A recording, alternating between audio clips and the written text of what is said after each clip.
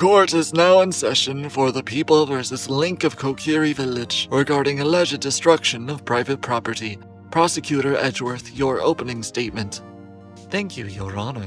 The defendant stands accused of repeatedly smashing jars and pottery throughout Hyrule, taking their contents, and causing measurable damage to private property.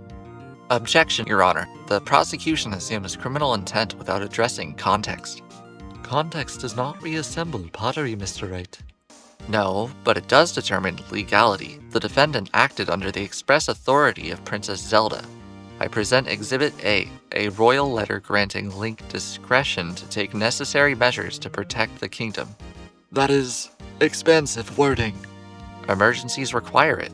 The doctrine of necessity recognizes that actions taken to prevent imminent catastrophe may excuse what would otherwise be unlawful conduct. A convenient doctrine. By that logic, any smashed object becomes strategic. Only those reasonably connected to stopping Ganondorf's rise. The letter predates the destruction by only a few days. This was not opportunistic vandalism. It was action taken under lawful authority. Even so, royal authority does not nullify a low property interest. There are limits to what can be seized without compensation. The seized goods in question were rupees, the currency in Hyrule, as well as some ammunitions and hearts. Hearts? That's deeply concerning. What exactly did he want with hearts? Why were citizens storing hearts in their jars? That's kind of a long story. We'll discuss that in a sidebar after the closing statements, I assure you. I'm sure. Let's return to the subject matter, yes? Agreed.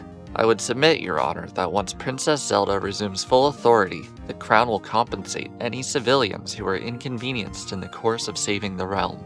You would submit an assumption. A reasonable one. The alternative is a kingdom reduced to rubble with perfectly intact pots.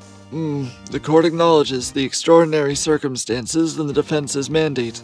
The charge of malicious destruction is not sufficiently supported. However, the smashing of privately owned household pottery, even under emergency authority, cannot be wholly ignored when the content could have been removed without the destruction of the container. Therefore, the primary charges are dismissed. I expected as much. Nonetheless, this court sentences the defendant to 3 months of community service.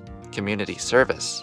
Yes, I'm sure the proclaimed hero of time wouldn't mind spending a few hours a day repairing some broken pots. This seems like a very balanced outcome to me.